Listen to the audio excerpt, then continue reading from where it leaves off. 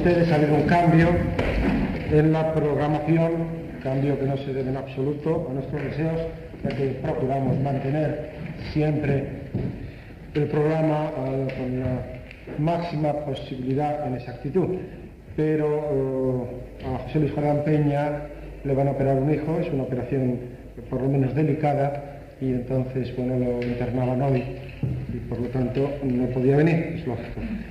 Pero tienen ustedes con nosotros al conferenciante de hoy, y a ver ustedes cómo no les defraudan en absoluto.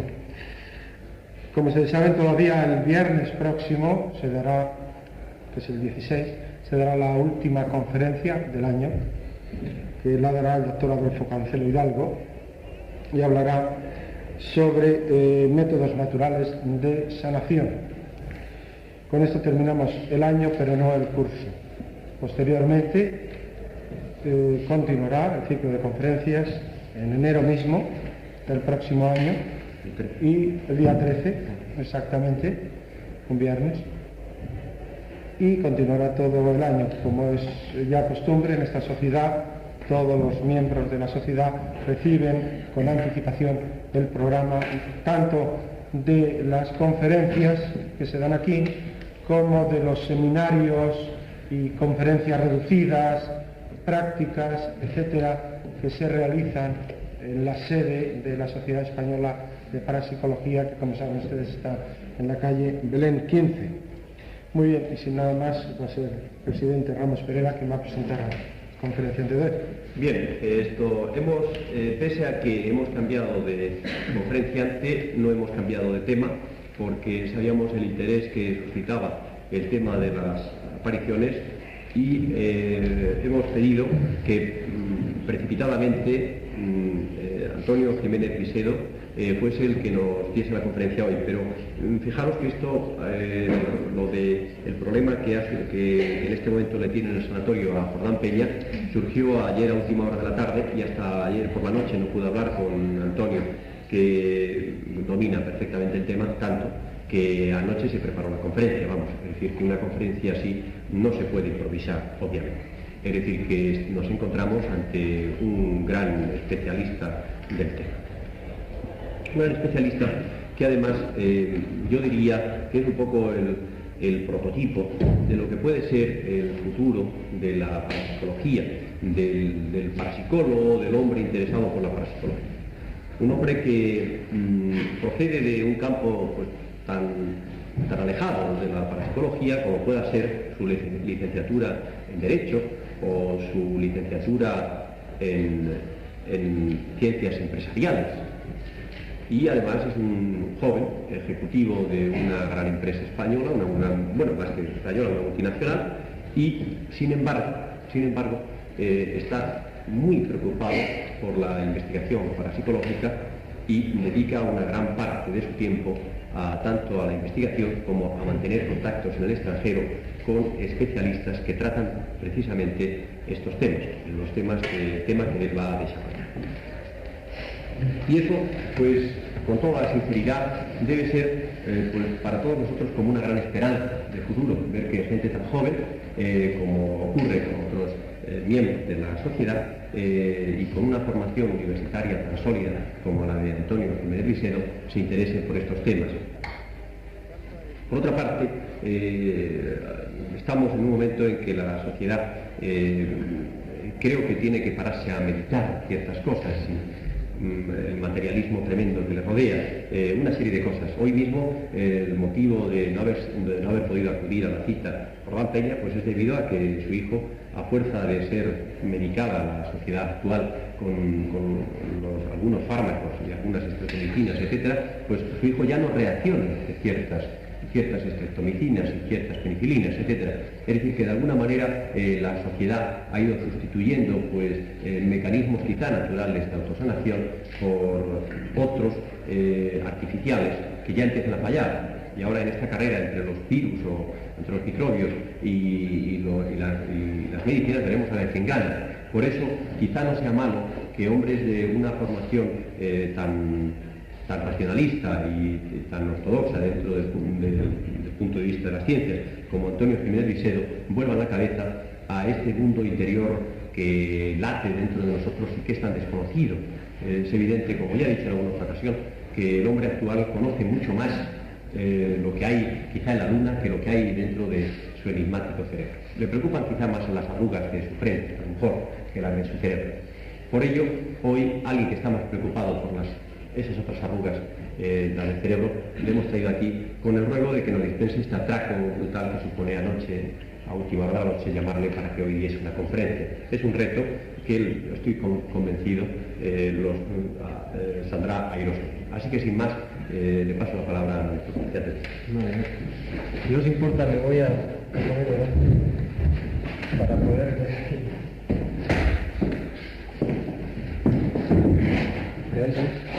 Igual. El tema que vamos a ver es el de las apariciones y fantasmogénesis.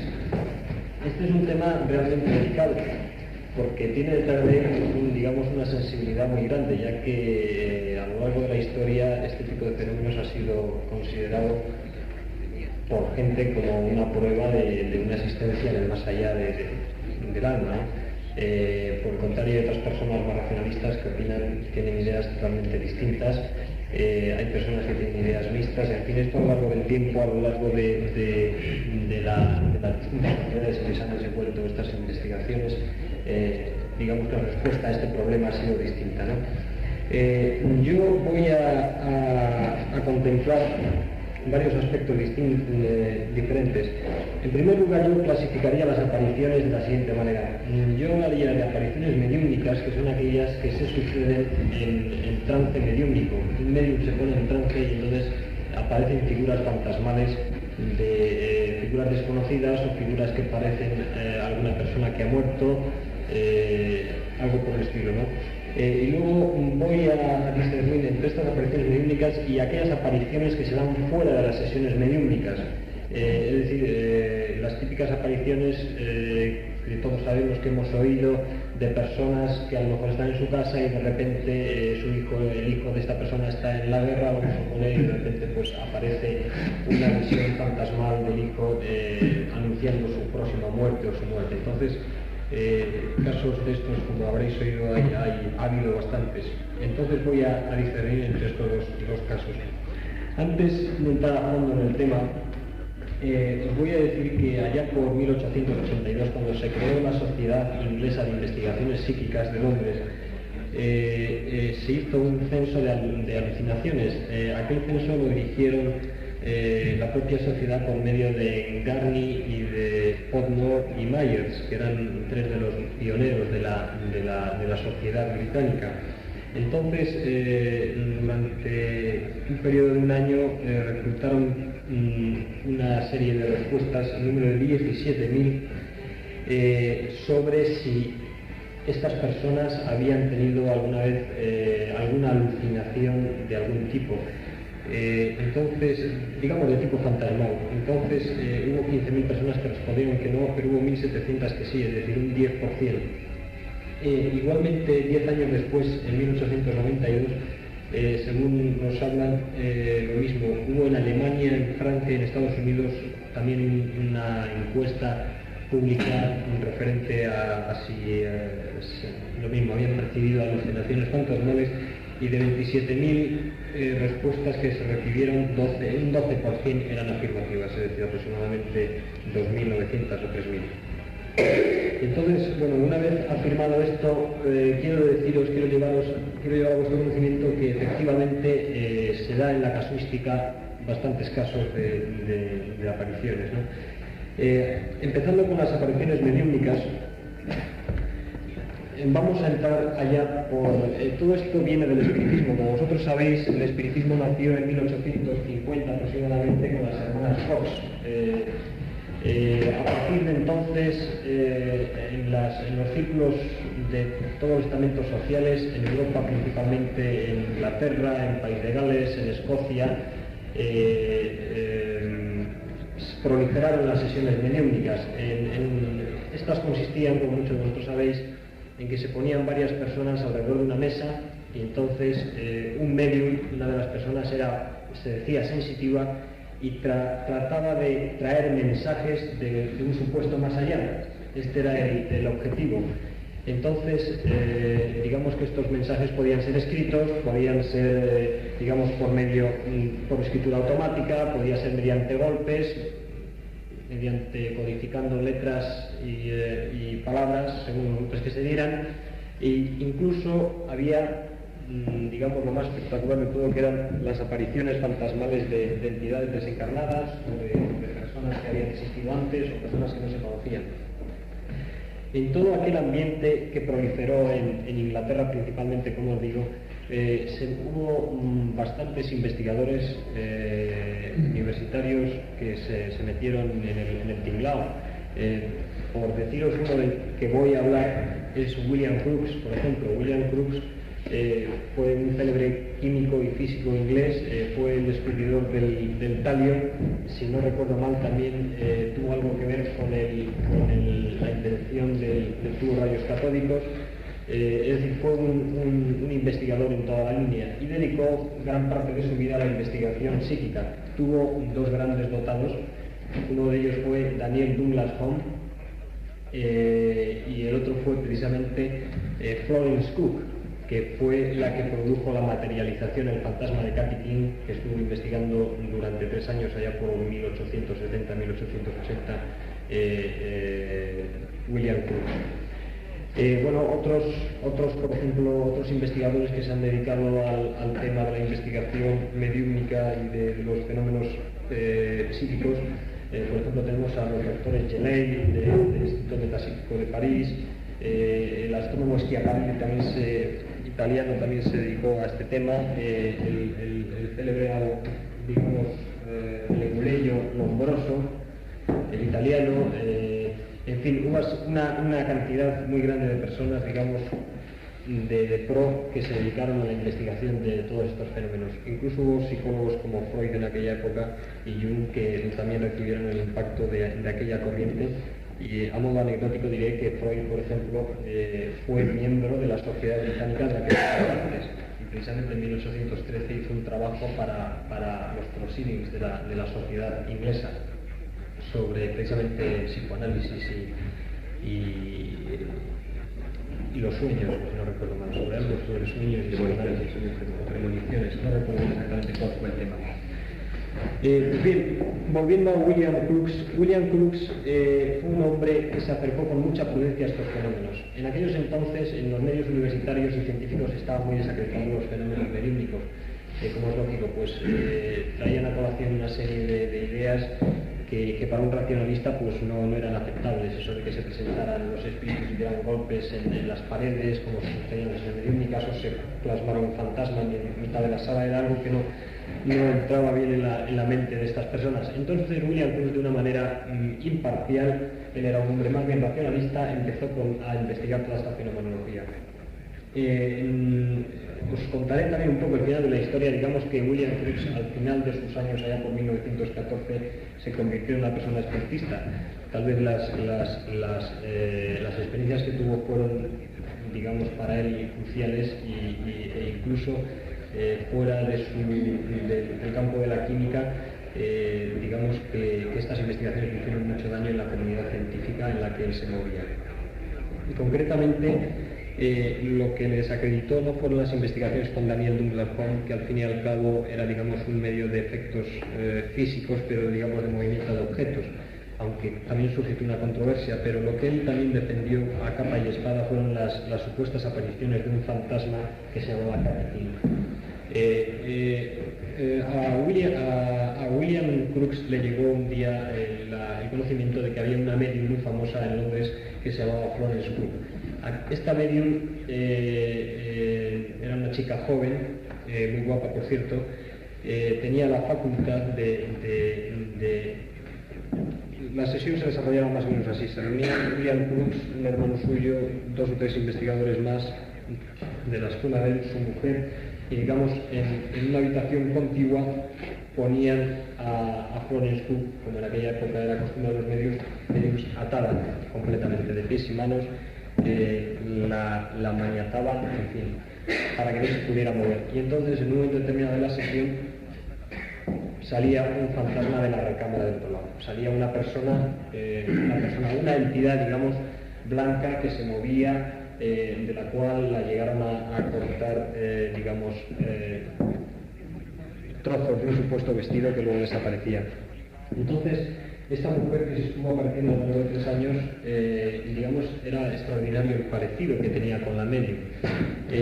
La hipótesis, que desde luego hay muchas hipótesis sobre este caso que William Bruce ha investigado muy bien y ha dejado muy bien documentado. Según él, para él no había duda de que se trataba realmente de que esta persona, Florence Cook, era capaz en un momento determinado de entrar en trance y entonces, digamos, traer por medio de su cuerpo etéreo, como llaman los ocultistas, o mediante su perispíritu, como decían los espiritistas, traer, digamos, una entidad desencarnada y plasmarla físicamente.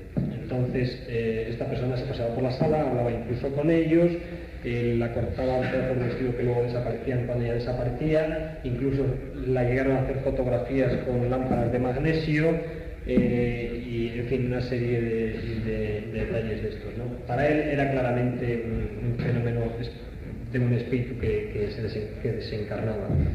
Hay muchas otras hipótesis. La hipótesis de otros metapsiquistas, y que por ejemplo González Quevedo, el brasileño, o el hispano-brasileño González Quevedo, la que él aplaude, es que digamos que el medium tiene la capacidad, mediante una digamos psicorragia, lo que él llama psicorragia, igual que una hemorragia es, digamos, una salida global de sangre. Psicorragia sería una exteriorización de la psique de un individuo. Entonces, digamos que esa psique se condensa en algo que se llama ectoplasma. Entonces, ese ectoplasma, digamos, salido por las cavidades naturales del individuo, llegaría a formar una imagen etérea, fantasmal, que se acomodaría digamos, a los movimientos, a los gustos y digamos, se plasmaría tal como el inconsciente del individuo quisiera.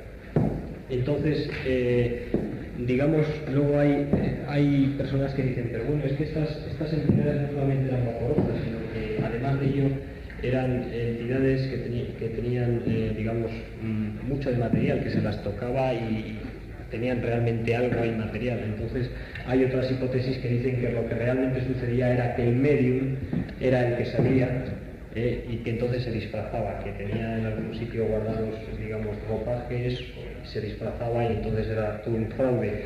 E incluso hay quien dice que lo que sucedía es que el medium salía inconsciente, realmente dormido, en estado de trance, y lo que sucedía es que se recubría con ectoplasma y entonces variaba su figura o su estatura o digamos el ropaje y entonces era un fraude inconsciente. Sea lo que sea, sobre los fantasmas de las sesiones mediúmnicas, del cual este es el ejemplo, digamos, mejor documentado y mejor estudiado, y aún así, veis, hay una controversia enorme. Realmente hay quien opina que es un fraude, hay quien opina que la hipótesis del ectoplasma es la más plausible, que se dio mucho por la época metapsiquista, ya por principios del siglo. Hay quien opina que realmente es un espíritu desencarnado que mediante el perispíritu, el cuerpo etéreo del medium, sale a sorprender a los asistentes, ¿no? Digamos que el segundo tipo de apariciones son aquellas apariciones que se dan fuera de las sesiones mediúmnicas. Digamos que hay 3 tipos principales. Hay 4 tipos, mejor dicho, pero del cuarto tipo ya os habló Mario Capella el otro día, que es cuando a una persona viva tiene capacidad de desdoblarse y se le pide que se desdoble. Es la proyección astral, como se podría llamar en el círculo ocultista, o digamos el out of body experience, que llaman los americanos, experiencias extracorpóreas. De este tema, de ese tipo no os voy a hablar, pero os voy a hablar de las apariciones cuando el agente está en crisis, de las apariciones que suceden post-mortem y de las apariciones que se dan en las casas encantadas. En cuanto, para explicarles brevemente, las apariciones con el agente en crisis es el típico ejemplo del cual existe mucha casuística. Precisamente los investigadores que os hablé antes, los británicos Gavin Myers,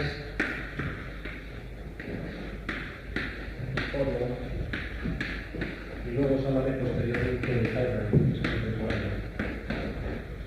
Pues bien, estos tres que fueron fundadores de la Sociedad de Investigación Física de Londres, como os digo, uno de los temas que empezaron a tocar fue precisamente el de las apariciones. Tienen un libro que tuve fortuna de encontrar en Londres que se llamaba Phantoms of the Living, es algo así como Fantasmas de los Vivos, que es precisamente un clásico, es un libro clásico en esta materia.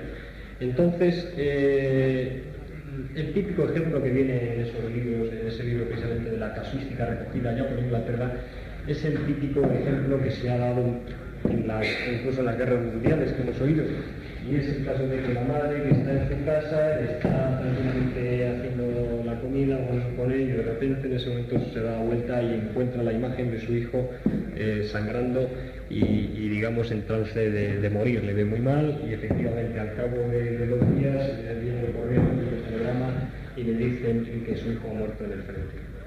Entonces surge la pregunta, ¿realmente era el hijo muerto que ha aparecido allí? ¿Ha sido, digamos, una alucinación que tiene la madre tras un mensaje que le ha llegado por vía telepática? ¿Qué puede ser? Hay otro caso, digamos, más controvertido, que es el de las apariciones post-mortem. Apariciones post-mortem son aquellas que se dan cuando el agente está muerto desde hace unas horas o unos días. Es decir, que este mismo ejemplo que puede servir como ejemplo, resulta que cuando la madre ha tenido la visión de su hijo en estado de medio morir, resulta que ha sucedido, digamos, computando el tiempo, un día después de la muerte real del hijo. ¿Qué es lo que ha sucedido en este caso? ¿Ha sido realmente el espíritu muerto del hijo que ha aparecido allí? ¿O ha sido de nuevo una alucinación telepática de la madre? ¿O ha sido la casualidad? ¿Qué ha podido ser? Me voy a centrar en estos 2 temas y luego hablaremos de las casas encantadas. Las características de las apariciones que se dan en estos 2 casos, el agente, digamos, que es el sujeto que está en crisis, normalmente en crisis de muerte, un accidente grave, o el agente que ha muerto hace unos días o unas horas, normalmente las características que presentan estas entidades que aparecen es, según las enumera Tyrrell, que es un psicólogo inglés que se dedica a estos temas desde el año 50, es la siguiente. Parece ser que la aparición o la alucinación tiene una presentación especial, es decir, aparentemente ocupa un lugar en el espacio. Es decir, la persona la percibe entrando por una puerta o yendo por el pasillo o sentada en un sillón. Es decir, que aparentemente ocupa un lugar físico en el espacio.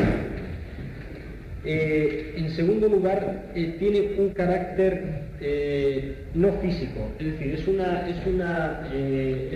imagen transparente, según, digamos, todo esto naturalmente, estas características están recogidas de todos los casos que se han estudiado. Son transparentes, se puede ver a través de ellas, incluso en los casos, en la casuística, cuando la persona avanza hacia ella, pasan a lo largo y entonces se queda al otro lado la imagen. La aparición no deja huellas,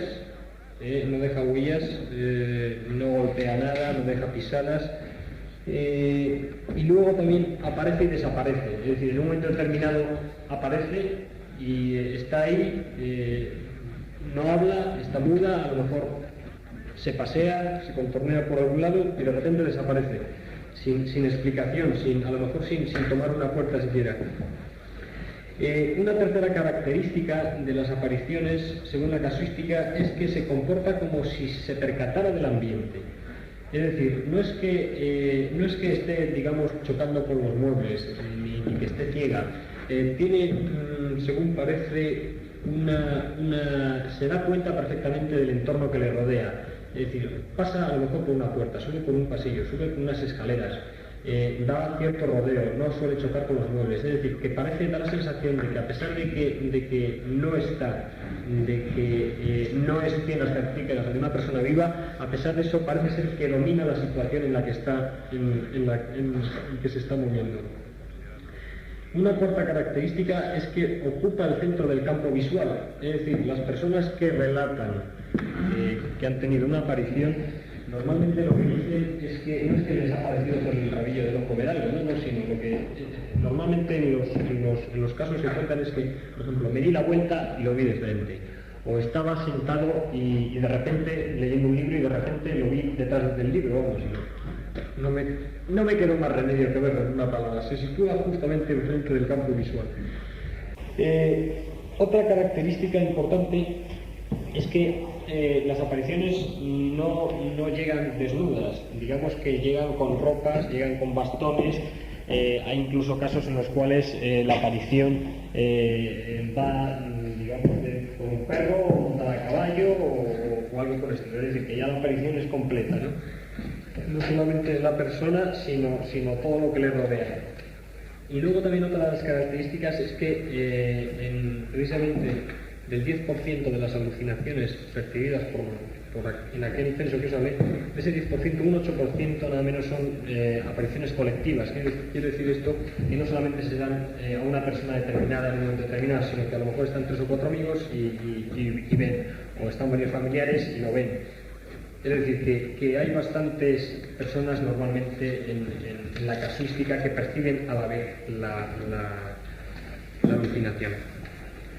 Bueno, pues ahora llega el momento, después de estas características, de ver qué teorías, qué explicaciones hay para esto. La primera explicación, desde luego, que se nos ocurre, también dependiendo de la manera de pensar de cada uno, es que la casuística, digamos, está compuesta por personas histéricas o personas que exageran demasiado, o personas que realmente hablan por hablar, es decir, que todo esto es mentira, que realmente no se dan alucinaciones, sino que las personas pues se dejan llevar un poco por digamos, por sus ideas, por sus creencias, tienden a exagerar, que los test que se han hecho, las encuestas que se han hecho no están bien hechas. En fin, lo primero que se puede ocurrir es el fraude, que realmente esto no existe, que es una patraña todo. Bueno, vamos a dejar de lado de momento esto, la hipótesis del fraude, y vamos a adentrarnos en otras hipótesis. Entonces vamos a ver lo que pensaban algunos de los grandes investigadores, como eran Garni, Myers y Tyler. Garni decía que en los casos en los que hubiera una persona que se estuviera muriendo, es decir, o estuviera en grave peligro, es decir, el típico caso de la gente en crisis, vamos a denominarlo, lo que sucedía es que la alucinación que tenía el sujeto percipiente era de tipo telepático. Es decir, no es que se le presentara realmente el hijo allí, o el espíritu del hijo, o el psiquismo del hijo, o un ectoplasma a distancia del hijo, no. Lo que él decía, lo que sucedía es que el hijo, en grave estado, lo que sucedía es que mandaba un mensaje. Entonces, esta persona, el percipiente, recibía el mensaje telepáticamente. Y entonces, después de esto, venía la alucinación. Es decir, su subconsciente elaboraba la alucinación de ver al hijo. Entonces, naturalmente, para el percipiente, esa alucinación ocupaba un lugar, pero no, realmente lo que ha sucedido es que lo que es una alucinación, se ha formado, no hay una imagen física objetiva, sino donde la imagen se ha formado, digamos, es en el cerebro. Es algo así como cuando soñamos. Cuando soñamos nosotros percibimos imágenes y diríamos que son vívidas y reales, pero realmente no tienen nada de objetivas. Si hacemos una fotografía no sacamos un sueño. Lo que realmente sucede es que estas imágenes se nos forman dentro. Pues entonces, paralelamente, sucedería exactamente igual. El mensaje telepático es captado por el subconsciente y entonces aflora una imagen en la cabeza que aparentemente tiene una presencia física en un lugar, tiempo determinado. Ahora bien, esto está muy bien en el caso de la gente que está en crisis, pero ¿qué es lo que sucede con las apariciones llamadas post-mortem? Es decir, aquellas, como os he dicho antes, en las cuales el agente ha muerto ya hace unas horas o hace un día. ¿Qué es lo que sucede ahí? ¿Es realmente el espíritu de la persona el que desaparece? Pues bien, Garnier lo que pensaba era que también era un mensaje telepático. Lo que sucedía es que, digamos que la persona a lo mejor estaba ocupada en ese momento, digamos que la puerta entre el consciente y el subconsciente no estaba abierta, y entonces se abría, digamos, unas horas después. Y entonces volvía otra vez el proceso, el mecanismo que os he hablado antes. La persona volvía a formar la imagen, pero el mensaje lo había recibido realmente de una persona viva, que era la persona que se estaba muriendo, que se estaba ahogando, o que estaba en un momento de crisis. Es lo que se llama la dilación telepática. Ahora bien, hay un tercer caso que es un poco difícil de explicar. Entonces, ¿qué es lo que sucedía con las alucinaciones colectivas, con las apariciones colectivas? Es decir, aquellas apariciones que se dan no en una persona, sino 4 o 5 personas que están reunidas y de repente perciben ahí el fantasma. ¿Qué es lo que sucedería realmente? Bueno, Garnier lo que habla es de que hay un contagio telepático, es decir, que una de las personas, digamos, la madre, recibe el mensaje del hijo que está muriendo, y entonces lo que hace es que telepáticamente va transmitiendo esa imagen o esa idea tal como la elabora su subconsciente a las demás personas, y entonces todas a la vez ven la figura. Y lo que realmente está sucediendo es que el agente interesado ha recibido la imagen, su subconsciente ha elaborado el drama y entonces lo está, digamos, pasando telepáticamente a las demás personas. Otro investigador, que era precisamente Myers, digamos que estaba de acuerdo en cuanto a la naturaleza telepática de las apariciones críticas y post-mortem, pero lo que no le gustaba mucho era la explicación que daba Garnier en cuanto a la transmisión telepática de las personas. Él decía que eso era improbable, que era un poco forzado, que a lo mejor estuvieran 20 personas y como se da en la casuística, y que todos percibieran la misma imagen. Eso no le satisfacía. Entonces Myers elaboró una teoría un poco más atrevida, digamos, que es la decía que sí, que efectivamente que había, digamos, una imagen semiobjetiva. Lo que sucedía es que esta imagen no ocupaba un espacio físico, sino ocupaba lo que él llamaba un espacio metaetéreo, nada menos. Entonces, él decía que el sujeto en trance de muerte lo que hacía es que mandaba, digamos, había una especie de psicorragia, y entonces proyectaba, digamos, su psiquismo o algo indeterminado, decía, que habrá que investigar, un elemento psíquico, lo liberaba y entonces aparecía, digamos, en un espacio metaetéreo, en un espacio en el cual tienen lugar las ideas, los sueños y todo esto, ¿no? Y entonces las personas lo estaban ahí percibiendo. Eso es lo que opinaba Myers. Realmente es una hipótesis, digamos, yo creo que más forzada que la anterior. Yo creo que es más fácil que se dé telepáticamente una idea que no que algo etéreo ocupe un espacio metaetéreo que llamaba y lo perciben varias personas. Por último, hablando de las opiniones de los investigadores, pasamos a Tyrrell. Tyrrell, que es un psicólogo inglés que cogió, digamos, la copa que le dejaron Myers y Thornhill y Garnier.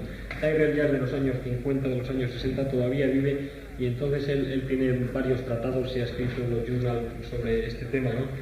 Entonces, él piensa que lo que se da es un fenómeno telepático. Ahora bien, lo que hace es que matiza bastante más que los dos anteriores.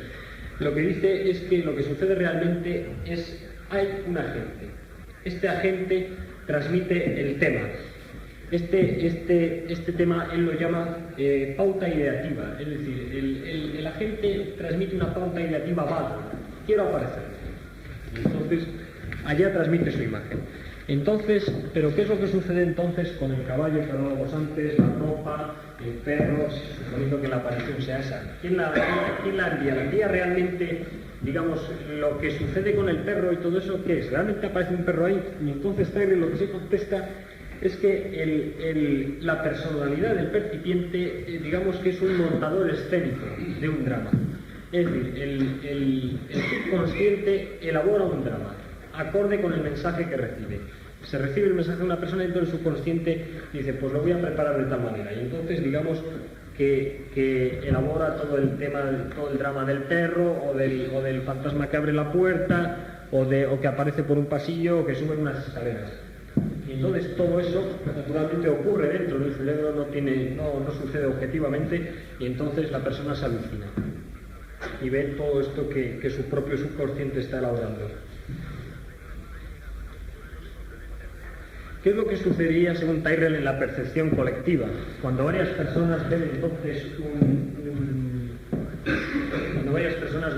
un fantasma, una aparición, ¿qué es lo que sucedería? ¿Había una transmisión telepática o había realmente, como decía Myers, un espacio metaetéreo ocupado por una entidad psíquica? ¿Qué sería eso? Bueno, pues él lo que dice es que en lugar de haber un montador, digamos, un sujeto que transmita a los demás, lo que sucede es que todos reciben el mensaje telepático y entonces digamos que cada uno, los niveles medios de la personalidad de cada uno, el subconsciente de cada uno, elabora el mismo montaje dramático. Es decir, todos perciben como una persona sube por la escalera, como esa persona camina por un pasillo, en fin, todo va con el perro o va montado a caballo. Pues bien, estas son las investigaciones de los tres, digamos, de los más destacados especialistas británicos sobre este caso. Sus hipótesis, naturalmente, no está probada ninguna de ellas, ni siquiera está probado lo de las alucinaciones o apariciones, como no sea que nos fiemos de la casuística. Pero ya metiéndonos en la casuística y creyendo en lo que la casuística nos dice, estas serían las hipótesis que más se han barajado a lo largo de la época metapsíquica y de la actual parapsicología, ¿no? Nos queda el caso controvertido también de las casas encantadas. El caso de las casas encantadas, que como sabéis son aquellos castillos típicos escoceses o bosques que también hay por el país de Gales y todo esto, en los cuales una persona va a vivir y de repente, le dicen ya ten cuidado porque mira, en esa casa hay fantasmas y tal. Entonces sabemos por la casuística que efectivamente se mete en esa casa a vivir y de repente por la noche oye pasos, oye golpes, y de repente aparecen figuras, ¿no? Y siempre en el pueblo que hay al lado siempre se dice, no, si es que este es el conde tal que se pasea desde hace muchos siglos, esto es una cosa que ya se ha transmitido de tradición en tradición.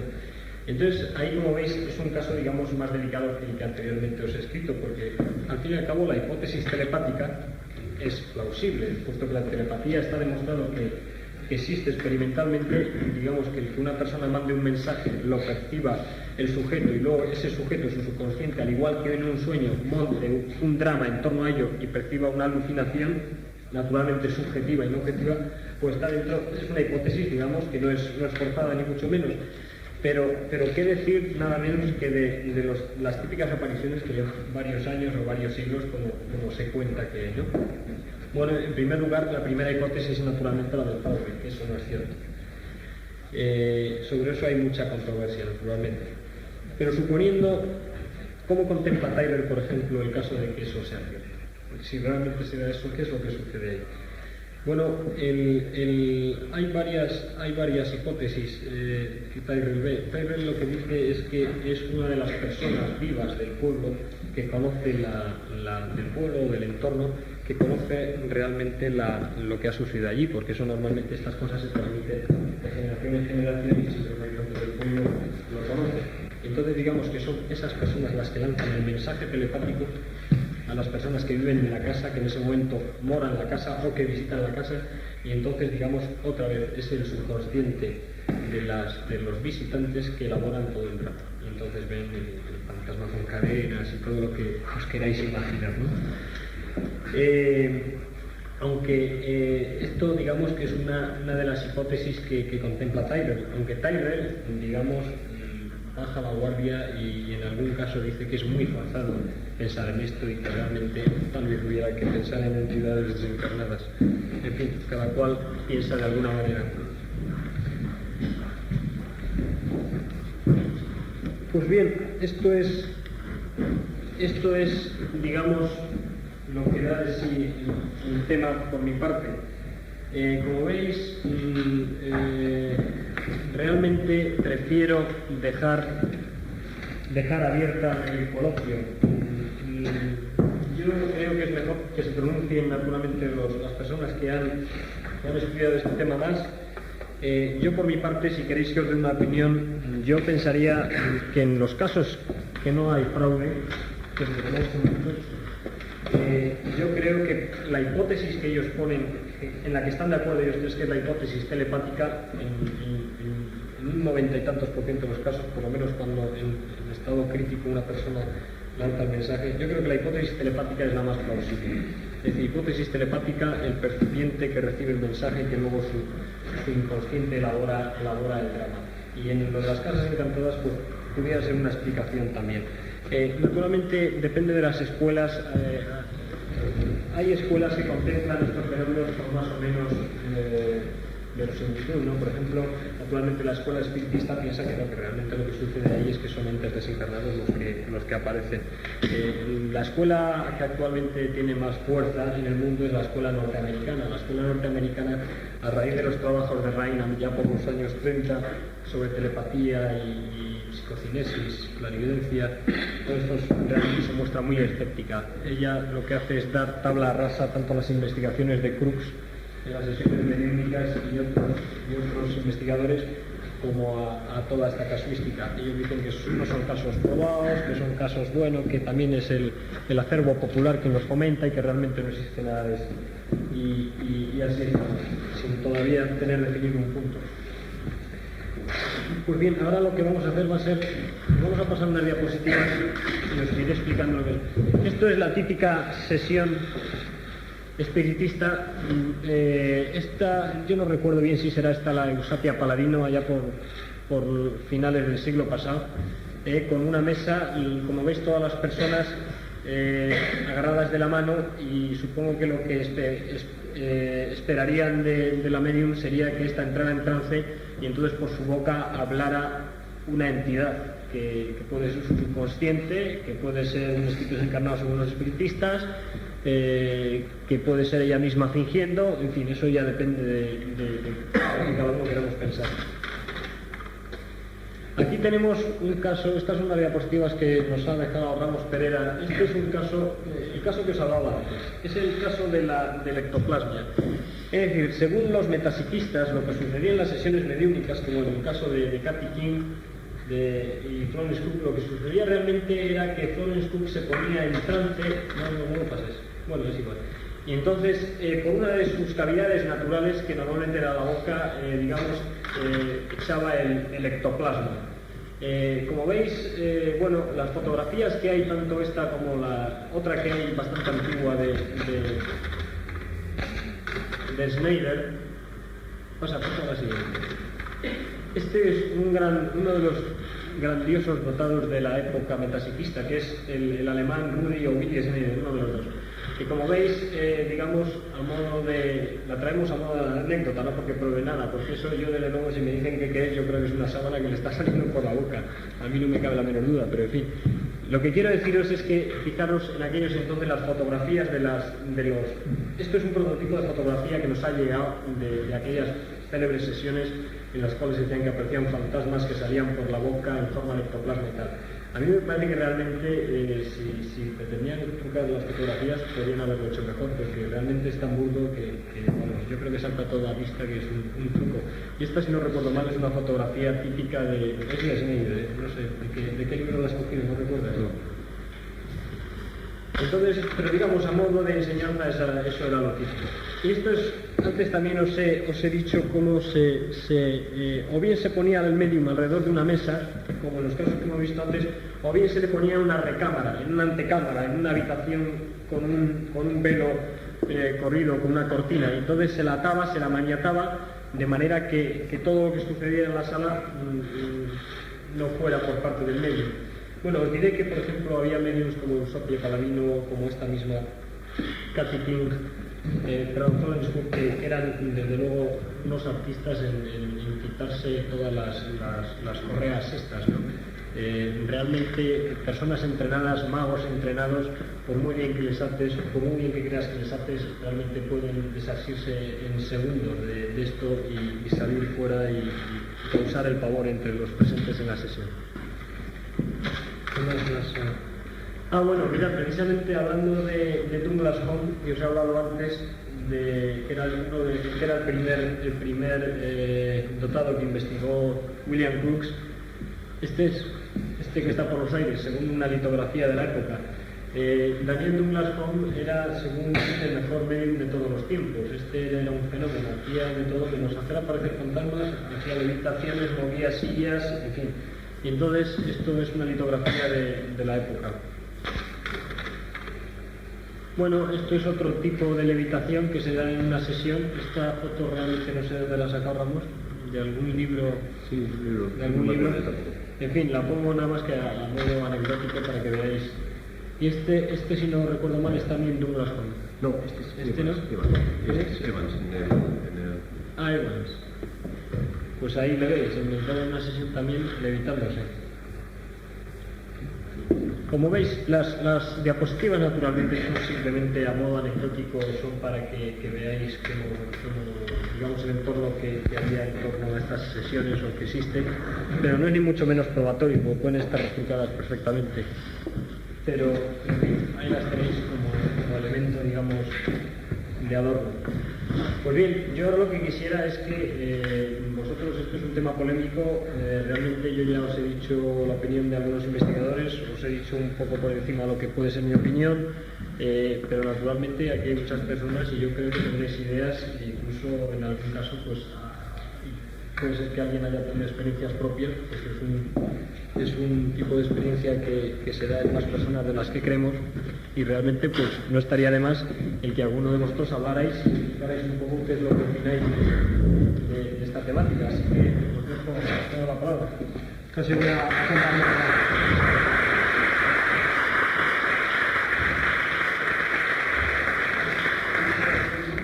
Bien, muchas gracias por tu magnífica improvisación. Ahora ya he pedido la palabra.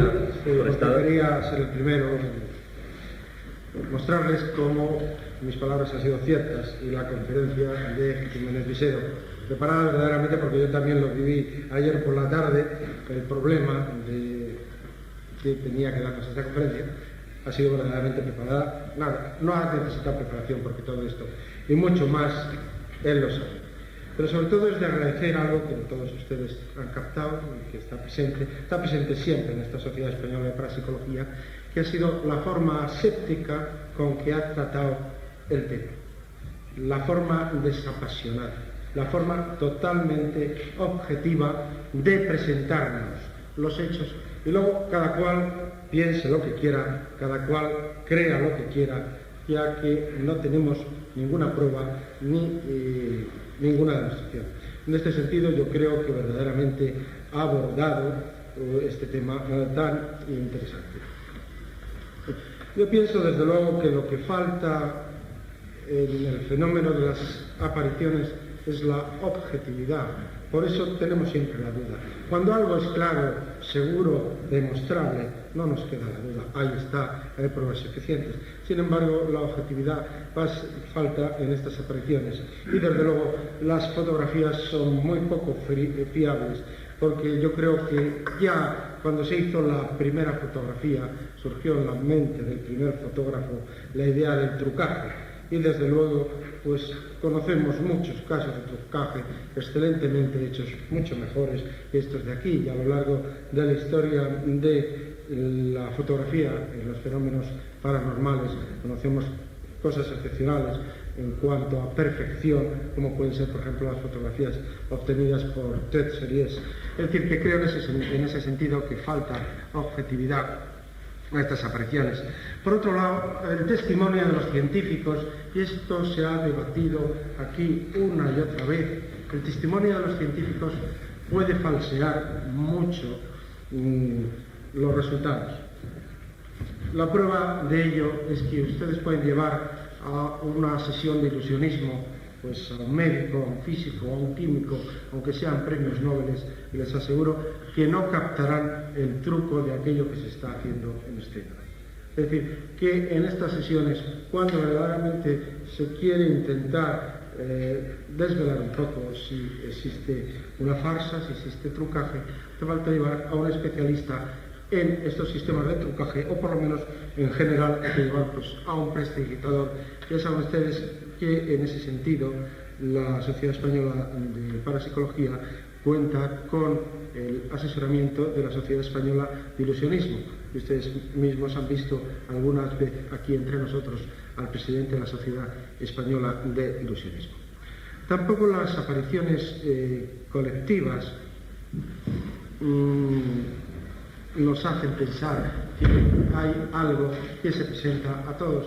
Conocemos muy bien lo que es la sugestión y en eso sí creemos porque hemos visto, no solo nosotros, sino autores suficientemente numerosos por todo el mundo para saber que eso existe, y es muy fácil hacer ver a una persona, no ya decir ahí va una figura vaga que sube una escalera, sino mucho más.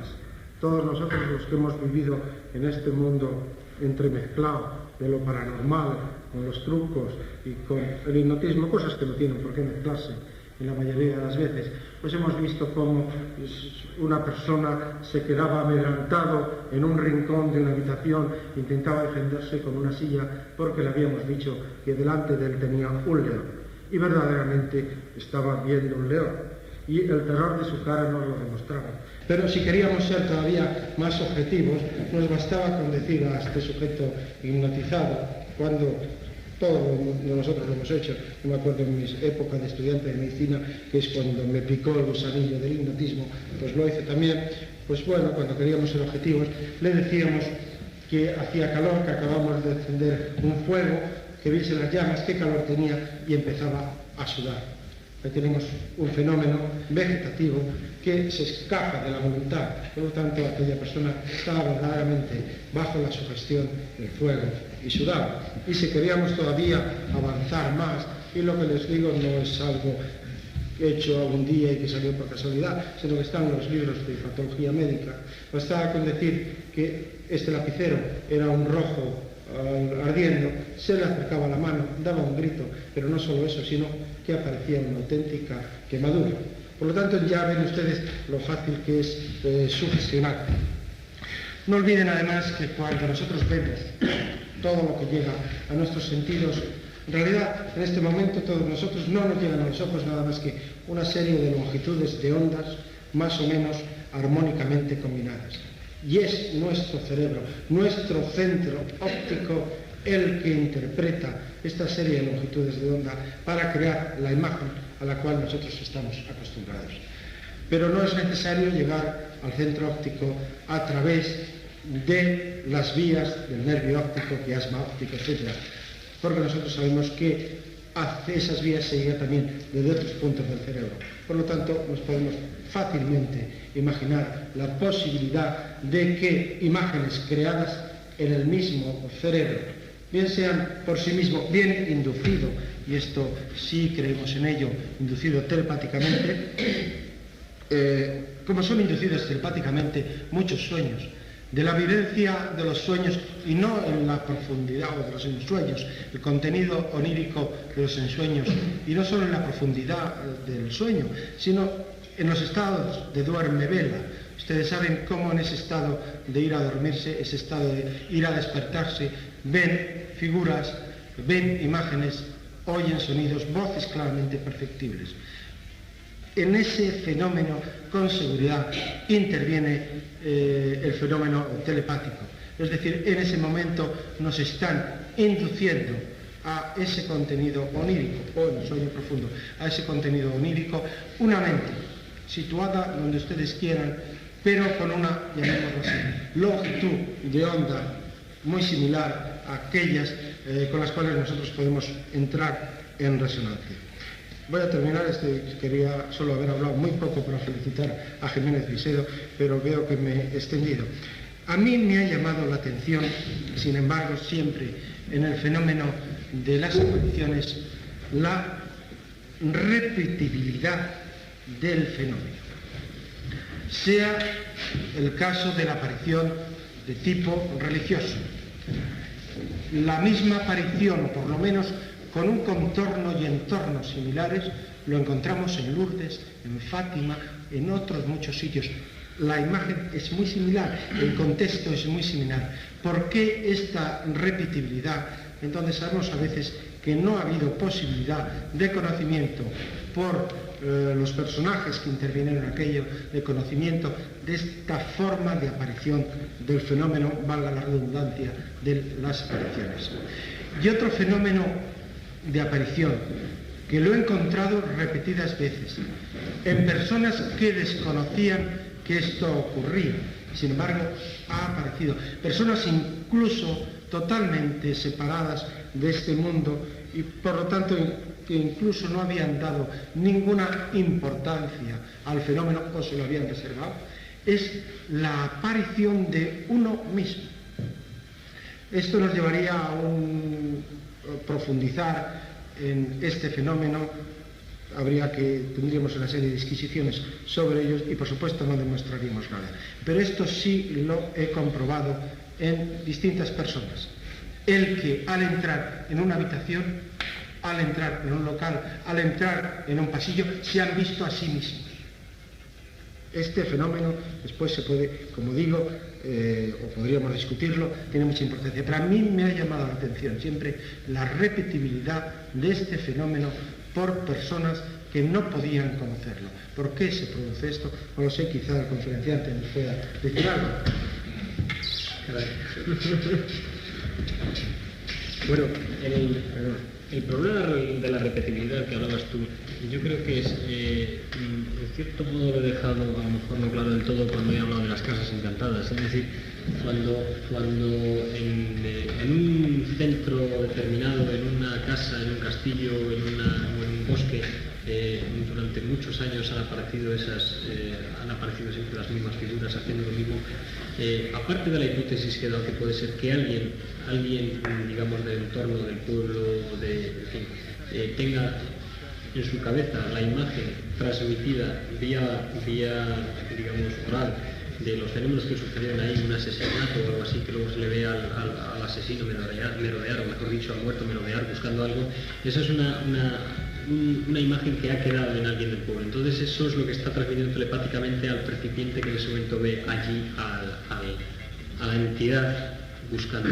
Hay otra hipótesis también que se me ha olvidado tocar y que es sencillamente, bueno, es una hipótesis también que habla Taylor de ella, y es sencillamente que todos los elementos, todos los actos, digamos, extraordinarios o críticos, como por ejemplo pues, un asesinato o una muerte violenta, dejan una impronta psíquica en un lugar determinado. Entonces, esa impronta, digamos, dejada por la violencia de un acto determinado, es captada por el sujeto que en ese momento está allí, digamos, mediante la clarividencia o mediante la precognición. Son dos fenómenos parapsicológicos probados. Entonces, realmente lo que están haciendo es captar, digamos, mediante la clarividencia, mediante ese sexto sentido, un drama que ha sucedido allí hace tal vez años. Y entonces digamos que es otra vez el subconsciente de la persona, en los niveles medios de la personalidad, que vuelven a dramatizar el hecho. Ellos perciben una idea y entonces su subconsciente dramatiza y entonces ve las imágenes de a lo mejor una persona o de vamos, un asesinato, o vuelven a recuperar esa impronta psíquica, o bien por precognición, recordando el pasado, yéndose al pasado, o bien por clarividencia. Esa es la hipótesis que yo creo que puede explicar, entre comillas, el tema de la repetibilidad de ciertos fenómenos. Es decir, esa huella psíquica que está ahí y que se capta constantemente, si no es que la manda una persona de los alrededores telepáticamente. Y en cuanto al segundo punto es el verse a uno mismo. Bueno, ese sí que es un verdadero... Yo realmente no he visto ninguna explicación a través de mis lecturas sobre estos temas. Realmente podría explicarse desde luego de muchas maneras. aparte de que haya un espejo delante de uno mismo, ¿no? O que sea un fantasma de uno Que mismo. sea un fantasma de lo mismo. Sí, Bueno, hay que... el desdoblamiento de lo mismo. Exactamente, hay una hipótesis que es la del desdoblamiento de la personalidad. Antes os he hablado precisamente de lo que el otro día, vamos, he tocado de pasada, el otro día os habló Mario Capella. Hay personas que son capaces de, en ciertos estados de trance, como es o cuando están practicando yoga, de desdoblarse y verse a sí mismos. Ellos están vivos, evidentemente, y de repente, pues, desde un ángulo determinado de la habitación se ven a sí mismos o ven el entorno que hay. Bueno, ¿qué es lo que sucede? También hay personas que narran que cuando tienen un accidente, de repente tienen un accidente, tienen un choque violento y dicen que todo lo que recuerdan es que de repente ellos mismos se han desdoblado y se han visto a ellos mismos en tierra sangrando, o bien se han visto, digamos, en el momento de chocar, o se han visto unos minutos después. Naturalmente han visto su cuerpo inconsciente, y entonces lo que ha sucedido es que al cabo de cuando se ha recuperado esa persona, digamos que el cuerpo astral, por llamarlo como decían los ocultistas, aunque no me gusta llamarlo así, pues ha vuelto a su sitio y entonces tiene ese recuerdo. Esto puede suceder con una persona en estado de vigilia, que de repente entre en un cuarto y, digamos, se desdoble y se ve a sí mismo. Esto puede ser, digamos un fenómeno puramente psicológico, que uno mismo tiene la imagen de sí mismo presente y por un motivo inconsciente que no sabemos cuál es, de repente se ha visto él allí mismo. Naturalmente una alucinación, no es que se haya visto objetivamente. ¿Qué es lo que puede ser? Realmente yo creo que en estos temas todas las explicaciones que se den pueden parecer, depende de las concepciones de cada uno. Yo realmente no acierto a dar una mejor explicación de esto.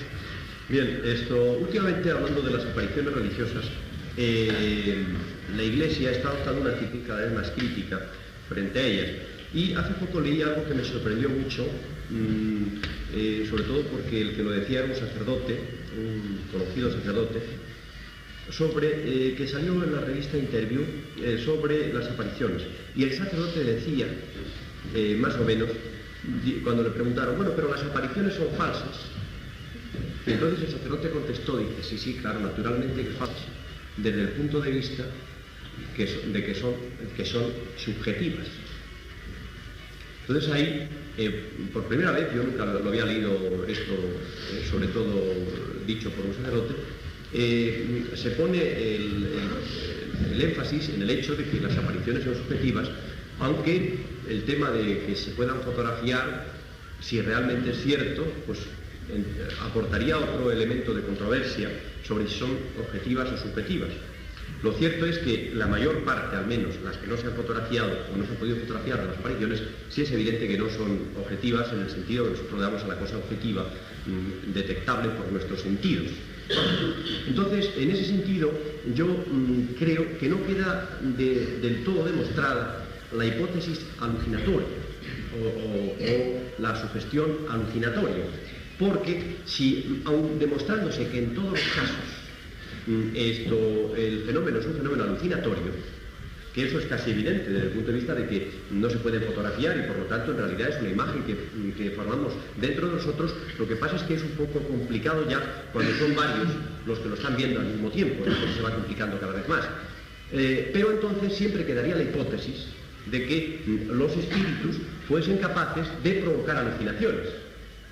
O sea que finalmente, si el espíritu desea manifestarse, tiene dos vías, una la de hacerlo directamente y otra la de provocar una alucinación que parezca que le están viendo. Con lo cual, lo que quiero decir es que, aun demostrándose la hipótesis alucinatoria, no se demostraría por ello que no fuese influida por los espíritus. Sí, bueno, yo lo que quisiera decir a esto es que por economía de hipótesis tenemos que ir siempre a las hipótesis más sencillas. Es decir, a las hipótesis más, digamos, cerca de nuestro mundo. Tal vez, efectivamente, sean entidades encarnadas las que produzcan todo esto, pero por economía de hipótesis, si tenemos que la telepatía está demostrada y es posible que haya telepatía entre varias personas en un momento determinado, reunidas aquí hablando, pues es perfectamente, digamos, por economía de hipótesis, explicable que esto sea un fenómeno telepático. Aunque realmente, digamos, esto no desdice del otro. Por economía de hipótesis se han cometido muchas aberraciones en la historia de la ciencia, no lo olvidemos. Por economía de hipótesis se dijo que el átomo era indivisible y precisamente se llamaba así átomo, que significa indivisible, y fíjate la que se ha organizado después al dividirlo. Es decir, que en realidad si bien es cierto que en la mayor parte de las veces la economía de hipótesis nos puede llevar a resultados satisfactorios, no es menos cierto que en algunas ocasiones no nos lleva, y esta pudiera ser una de ellas, por lo tanto, a tenerlo en cuenta. Bien, Sesma quiere intervenir. ¿Me dejáis por fin hablar? Por supuesto. Bueno, yo felicito al señor que ha dado esta conferencia por su tremenda subjetividad. Subjetividad. Sí, la subjetividad no ha podido ser más perfecta. Y si quedaba algo por rellenar, el señor que está a su derecha lo ha rellenado. Ya fíjense bien que están hablando de hipótesis, de contrahipótesis, tantas hipótesis como partidos políticos hay en España, y ni por casualidad aceptan, ni siquiera lo ponen en cuarentena otras posibilidades. Es que volvemos siempre a lo mismo. Telepatía, muy bien. Con el hipnotismo yo lo practiqué en tiempo, se pueden hacer muchas cosas, pero con un individuo hipnotizado y profundamente hipnotizado. Y cuando son 5, es muy difícil que coincidan en una sugestión alucinatoria. Pero con qué facilidad se habla aquí de la telepatía. ¿Quién de ustedes capaz de provocar una telepatía? ¿Y quién es capaz de provocar una telepatía con efectos alucinatorios y colectivos? Con esto pasó lo que se ha dicho de la India, de que alguien dijo que ese fenómeno de la cuerda y tal, que no tenía importancia, yo no creo que haya sido así, porque sacaron una fotografía y no se vio. No, eso sería algo tremendamente importante, porque si está la cuerda posiblemente hay trauma. Si la fotografía no lo ve, y lo ven una serie de personas con toda esa actitud. Caramba, que queremos explicar las cosas con un fenómeno más difícil. La telepatía ni siquiera sabemos lo que es, porque muchos de los fenómenos telepáticos son coincidencias de un factor tercero que se desconoce. Se ha visto en los fenómenos que se han hecho hasta la saciedad, que se han obtenido los mismos resultados por fenómenos de precognición, por fenómenos de telequinesis, por fenómenos de telepatía. Hay una confusión de 3 cosas. También hablamos tranquilamente de clarividencia. ¿Y qué es clarividencia? Vamos a hacer como los antiguos que decían, sí, la lluvia la hace Dios, y ya estaba todo explicado. No, claro que la lluvia lo hace Dios, pero estos son juegos semánticos. Estamos jugando con la semántica. La telepatía no explica nada, la clarividencia no explica nada, la telequinesis no explica nada. En cambio, la hipótesis, que yo no es que la crea ni la deje de creer, porque a mí lo que me gusta en esto es conocer, no explicar.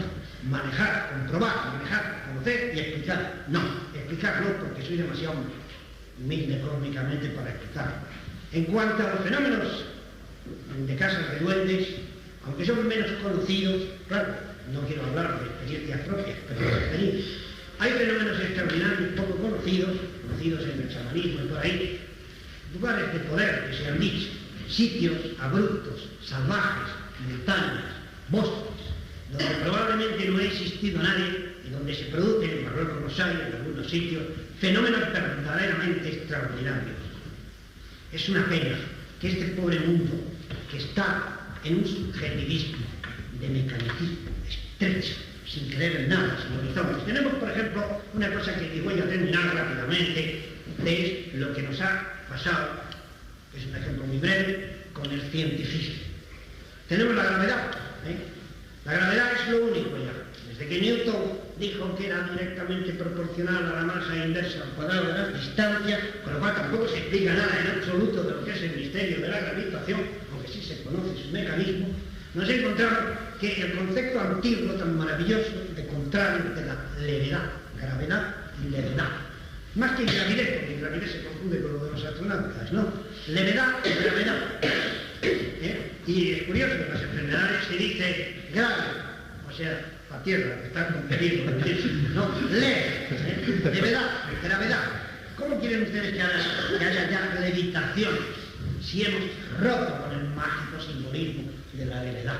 Si no hay nada que no tenga su contrario, ya no hay más que gravedad, ya no hay más que gravitación, que nube, que hundimiento, y el mundo se está ahogando entre la tierra, entre la ceniza, entre la mediocridad de las leyes mecanicistas.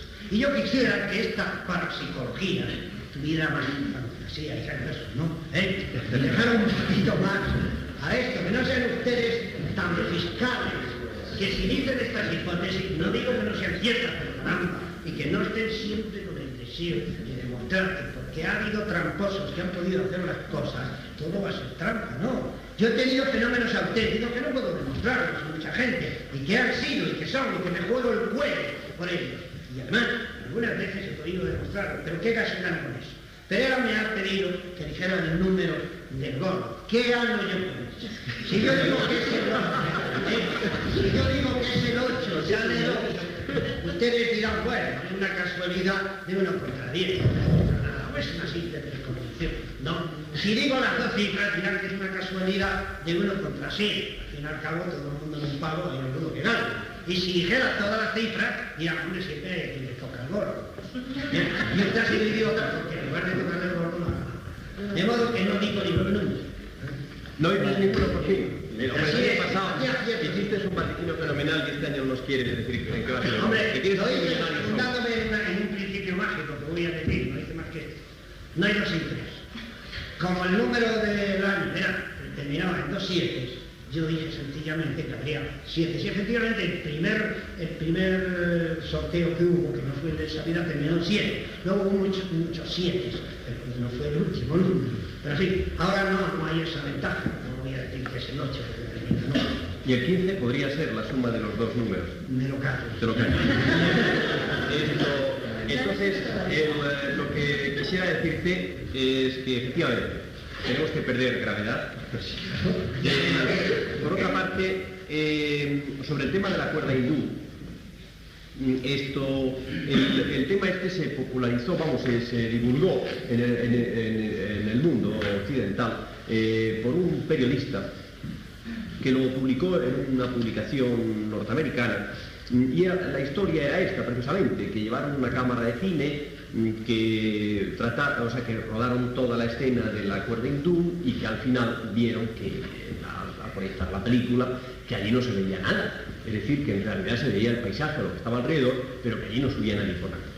Y entonces fue cuando se divulgó que aquello era una alucinación colectiva, que yo estoy totalmente de acuerdo contigo, eso para mí me impresiona mucho más que lo otro.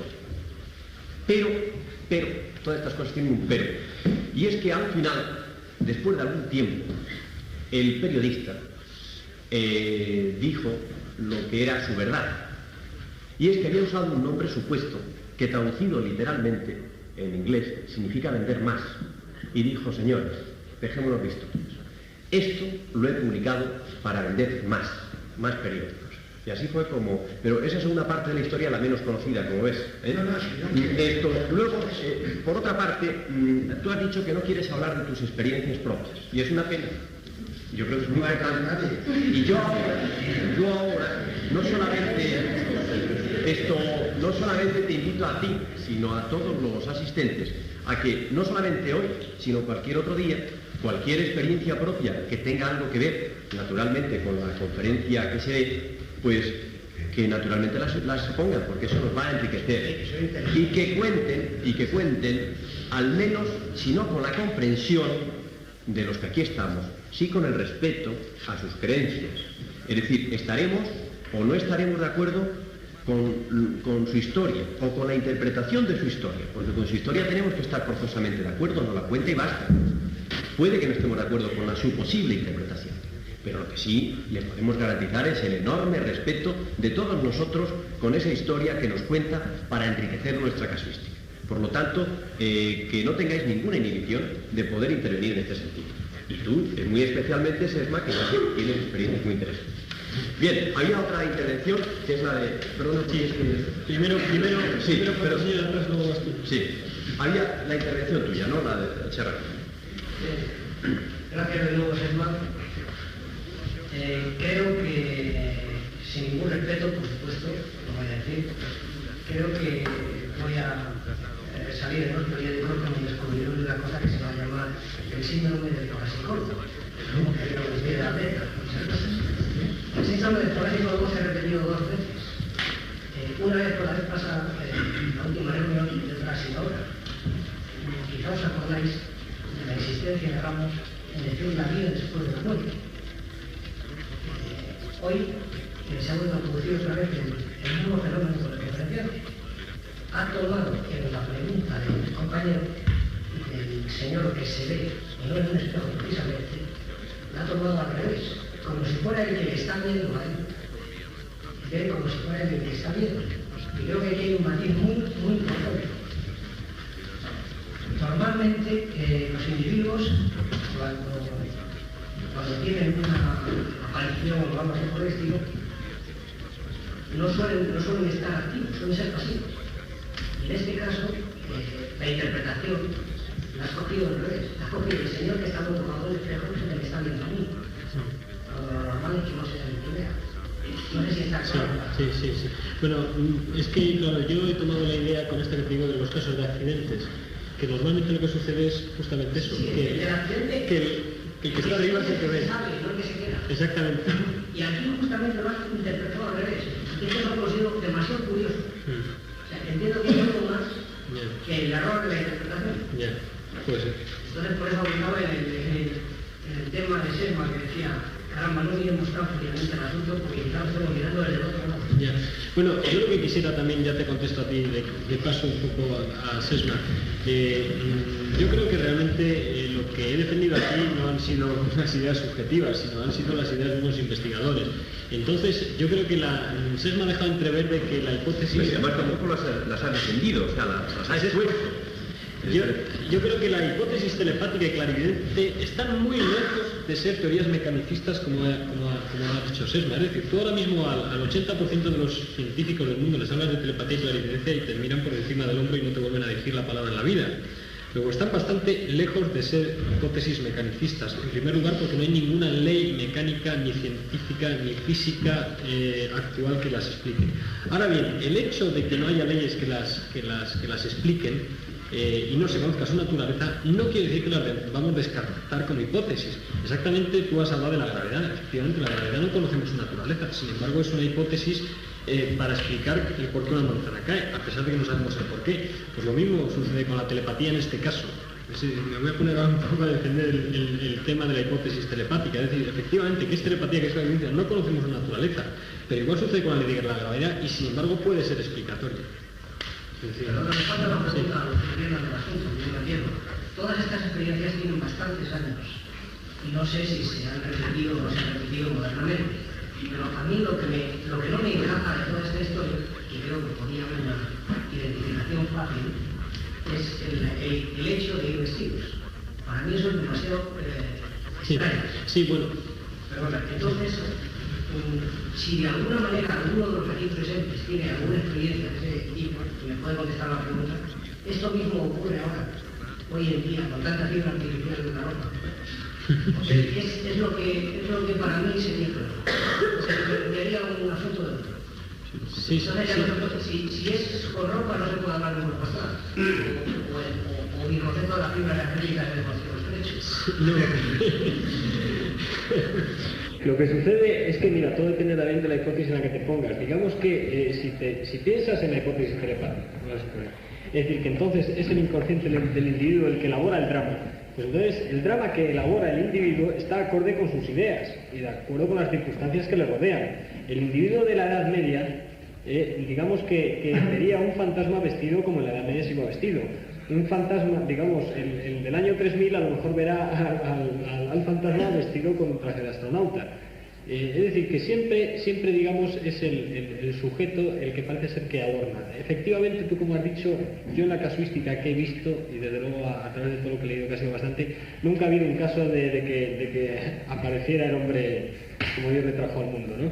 Es decir, siempre va vestido, va con un perro, va con siempre con la imagen, digamos que él, de la que sus circunstancias se rodean, sus circunstancias de espacio, de tiempo, de familia, todo esto. Es decir, así él se ha presentado o así lo ha elaborado el subconsciente de él. No ha habido apariciones en playas nudistas. No. Todos o sea, hasta la fecha han sido públicos en su presentación y no se han dado casos de presentaciones de espíritus, de hombres o mujeres desnudos. Pero como bien dice Sesma, quizá ahora se empiezan a producir por los tiempos que están cambiando, ¿no? Yo quería hacer dos preguntas que me han sucedido la conferencia. La primera de ellas es en relación con las apariciones religiosas. Ha dicho usted que, vamos, y se ha deducido claramente de su exposición, que la explicación más lógica de todos estos fenómenos de apariencias es el hecho telepático. Pero el hecho telepático supone que exista un agente transmisor que transmite una idea. Exacto. Y en las apariciones religiosas, evidentemente, no puede haber un agente transmisor. Sí. Primera pregunta, entonces, para las apariciones religiosas puede haber otro tipo de explicación que sea más consistente que el del hecho telepático, la telepatía. Sí. Segunda pregunta, en las apariciones que usted nos ha descrito siempre se trataban de cuerpos etéreos que flotaban, etc. Hay algunas apariciones, pero yo no sé si entran de este tema que estábamos viendo hoy, que se plasman en la materia. Estoy pensando, por ejemplo, en las caras de Hermes, ¿no? Que se plasman en una pared. ¿Esos son apariciones también o forman parte de otro tipo de fenómenos? Sí, exactamente. Bueno, mira, perdóname, que mejor que nos citemos, yo creo. Esto, sobre las apariciones religiosas tiene razón. Efectivamente, pudiéramos concebir que en algún momento no hubiera un emisor, pero fíjate bien una cosa, el concepto, digamos, de la Virgen, vamos a suponer, todos aquí estoy seguro que tenemos el mismo, prácticamente el mismo. ¿Por qué? Porque hemos sido educados de una misma manera, porque hemos visto los libros de religión exactamente los mismos, el catecismo y todas las enseñanzas que nos han dado. Entonces, si digamos que esto se produce en un pueblo, vamos a suponer, ya hay una persona que hay una persona que está muy, digamos, influenciada por la educación que ha tenido, él puede perfectamente mandar una imagen estereotipada, ¿no?, a esa persona que es la que la percibe. Es decir, todos tenemos una idea de la Virgen, entonces en un momento determinado una persona la manda a un ambiente a 500 metros más allá, y entonces la persona que va por ahí la capta y entonces dramatiza el hecho, ya apareciendo además con cantos de ángeles y todo esto, ¿no? Es decir, que puede ser que efectivamente no haya un sujeto que lo enviara, pero también podría suceder esto que te estoy diciendo.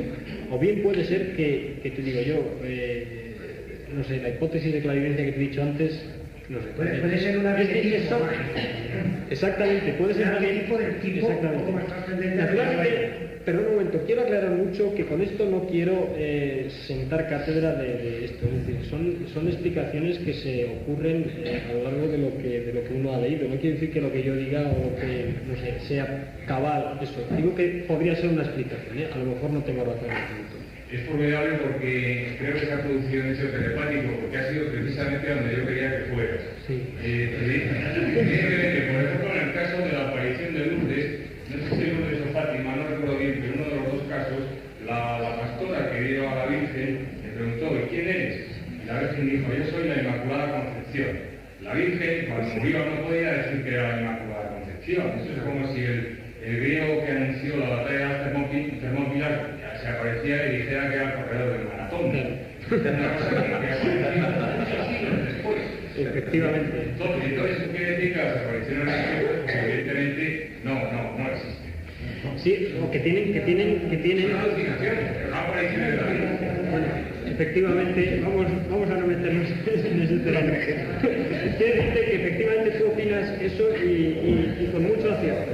Es decir, que efectivamente es el arquetipo mágico del que hablabas, es más, pues yo creo que es más. A ver. Yo creo que efectivamente tú has identificado la palabra, que es arquetipo mágico. Es decir, que en el subconsciente de las personas está, bien sea por educación o bien sea por lo que yo llamaba el arquetipo, algo que ya nos viene desde que el hombre era mono, unas ideas establecidas. En el caso de la Virgen, pues estas ideas así. Entonces, en un momento determinado, una persona ajena a todo el drama va y lanza esa imagen. Como todos tenemos unas ideas muy parecidas, no es difícil que el inconsciente elabore el drama y lo vista.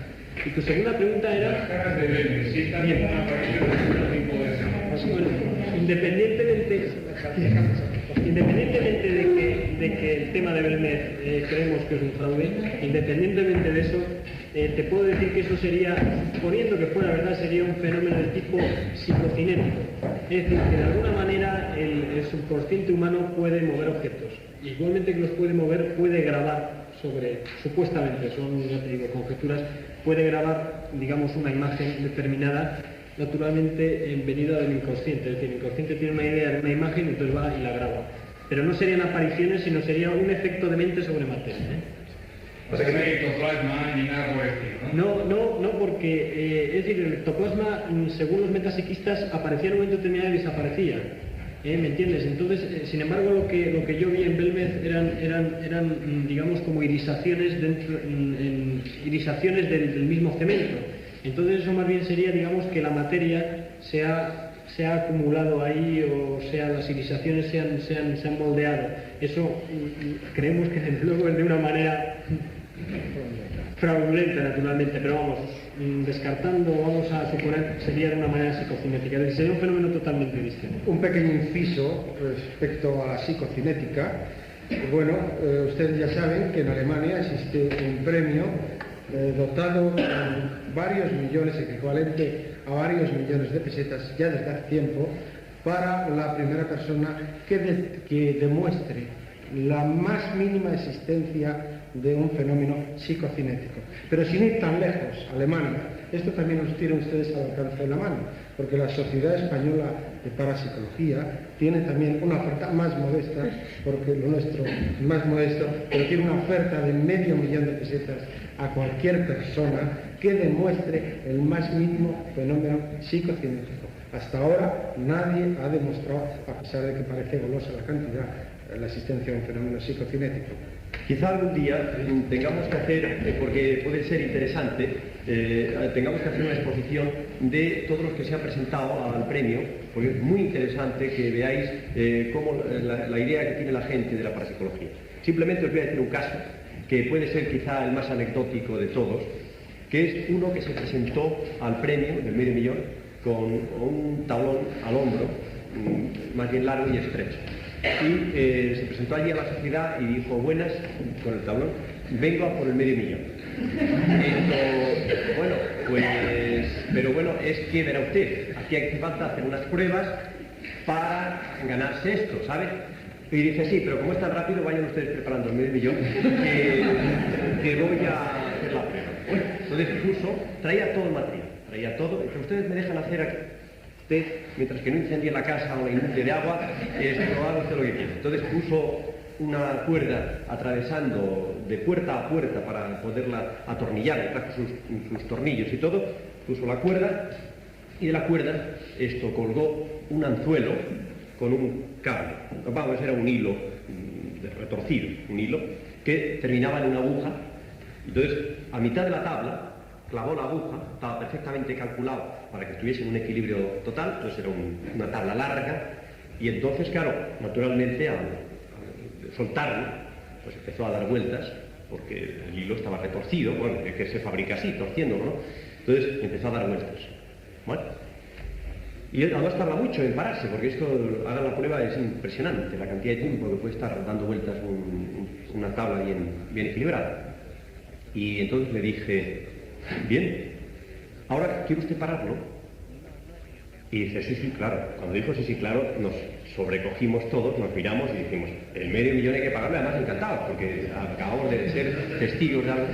Y entonces coge y dice: pues sí, señor, y hace con la mano así. Y entonces yo fui y le dije, digo: pero oiga, no, oiga, con la mente. Y dice: ah, no, eso no he aprendido. Dice: yo lo único que sé es ponerlo en marcha. Lo que no sé es parar. Y bueno, así, por el estilo, eran las pruebas que vinieron. Sobre el tema de las caras de Belmez, hay un trabajo que se ha publicado en el último número de la revista nuestra, que solamente reciben los socios. ¿Tú eres socio o no? No sé si eres socio o no. No eres socio, ¿no? No, bueno, te puedo, no es por traerte un ejemplar de la revista, por si no ya lo tendrías. En la revista, si me lo recuerdas el próximo viernes, en la revista viene un artículo que es un trabajo de investigación muy serio, hecho por el doctor Alonso, que es el director del Instituto Hidrológico de Valencia, que es uno de las 3 eminencias mundiales en el terreno de la edafología, estudia las piedras, y tiene un aparato de una calidad extraordinaria. Es del Consejo Superior de Investigaciones Científicas para analizar cualquier piedra que se le presente. Entonces le presentaron una de las más famosas caras de Belmez, que se llama la pelona, una cara que ha dado la vuelta al mundo. Bueno, pues le presentaron el recorte del cemento, se lo llevaron allí, y el informe dice que han empleado un cemento normal con un aditivo que no es que en aquella zona es bastante normal, pero no en el resto de España, que es una sustancia higroscópica para que frague antes el cemento. pero que esa sustancia higroscópica, orgánica, tiene la particularidad de que cuando está fraguando, si se pisa, va a aflorar a la superficie una mayor cantidad por la zona que está pisada, que se ha pisado. Como es higroscópica, retiene humedad y produce unas manchas de diferente intensidad. Bueno, pues analizando la famosa huella de la pelona, llegó a la conclusión de que en esa zona se produce exactamente una mini depresión debida a la pisada de un zapato del 39. Es decir, que la famosa pelona en realidad es la huella de un zapato del 39. Y ahí es muy interesante el trabajo. Bueno, por otra parte, esto, para que veáis hasta qué punto la idea que uno pueda tener de una cosa, de un ser humano incluso, puede influir en un fenómeno de este tipo, os voy a contar algo que he visto en Italia, que es las experiencias del padre Ernetti. El padre Ernetti es un fraile que vive en Venecia, enfrente de Venecia, en una pequeña isla donde hay un monasterio. Bueno, pues en el monasterio él hace lo que él ha denominado la fotografía de la cámara que fotografía el pasado. Bueno, entonces esa cámara, él ha obtenido fotografías curiosas, ha obtenido fotografías, entre otras, de Jesucristo. Y efectivamente, hay un rostro atormentado que dice que es Jesucristo, dice él, dice el padre Ernetti que es Jesucristo. Pero lo curioso es que posteriormente se ha descubierto que es exactamente igual que un Cristo que está en una iglesia no demasiado lejana a Venecia. Y tiene el mismo gesto exactamente igual. Yo creo además en la honestidad del padre Ernetti. Yo creo que es un hombre honesto. Yo creo que se ha provocado ahí un fenómeno de impresión fotográfica al estilo de los que hace test serios, pero que ha proyectado el padre Ernetti sus propias vivencias y su propio arquetipo, como tú has dicho antes muy bien, y que de alguna manera no ha fotografiado a Cristo en el pasado, sino que ha fotografiado a un Cristo muy en el presente, en su presente, la imagen que él tiene de Cristo. Yo estoy convencido de que el día que se descubrió que era una fotografía de un templo cercano, pues el padre Ernetti se quedaría muy impresionado, pero para mí era porque cuando yo estuve con él todavía no se había descubierto esto. Todavía era más impresionante la fe con que me decía que ese era Cristo. Y digo, bueno, ¿por qué es Cristo? No puede ser cualquier otro judío de la época. Es que su máquina es tan perfecta que usted la programa y solamente fotografía a fulanito de tal. Fíjese usted las dificultades que tiene la policía para encontrar a una persona por el mundo y con lo bien organizadas que están. ¿Usted cree que es su máquina? Estoy convencido, nada más verlo, no se da usted cuenta que es Cristo. Lo decía con tanta seguridad que lo que estaba haciendo es contemplando el arquetipo que él tiene de Cristo inconfundible. Era tan inconfundible que él no tenía la más leve sospecha de que pudiera tratarse ni tan siquiera de otro judío de la misma época o de uno de los dos ladrones que murió al lado. Bueno, hay otra pregunta, la tuya. Las dos últimas preguntas, porque hoy nos hemos enrollado un poco.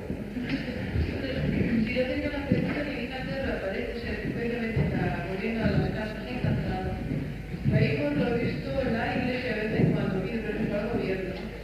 Y entonces van a estas casas encantadas, forman ahí una especie de exorcismo, y después resulta que estos encantos, que estos espíritus, etcétera, luego se desaparecen. ¿Cómo se explica la ciencia de esto? Bueno, mira, porque entonces ya ni telepatía, ni que nadie sabía que alguien... Bueno, mira, vuelvo a decir un poco lo que yo diga, no quiere decir que sea eso la verdad, pero por ejemplo, es que, claro, me pones una idea muy vaga. Vamos a suponer, por ejemplo, vamos a centrar en el caso del exorcista, en la película, que es algo parecido a lo que tú me dices. El exorcista, recuerdas que es una niña, se dan casos, los poltergeists típicos, ¿no?, estudiados por parapsicología, es una persona, como es la chica en el tema del exorcista, que entra en trance o está durmiendo, incluso en estado de vigilia, y alrededor suyo empiezan a dar golpes, o empiezan a aparecer figuras, o los libros se caen, o cualquier cosa así. Entonces, ¿qué es lo que sucede? Tú imagínate que esa chica, ella realmente tiene una psicorragia, entonces realmente está produciendo mediante un efecto psicocinético todos esos golpes a distancia. Si esta persona tiene unas convicciones religiosas sin tener idea de que ella es dueña de esos poderes. Ella tiene unas convicciones religiosas, ella lo que cree es que el demonio es el que produce esos fenómenos. ¿Qué es lo que sucedería si entonces viene un sacerdote y dice yo te voy a curar? Pues que entonces, lógicamente, su inconsciente hallaría la excusa, digamos, con la figura del sacerdote dándole los exorcismos, de aplacar, digamos, esa ansia, digamos, adolescente, que siempre se da en estos casos en torno a adolescentes, y entonces, digamos, se calma. Eso es sencillamente la explicación. ¿Me he explicado claro? Es más, hay un principio en las modernas técnicas de relaciones públicas que no puede estar más lejano de la parapsicología, que de alguna manera explicaría el fenómeno.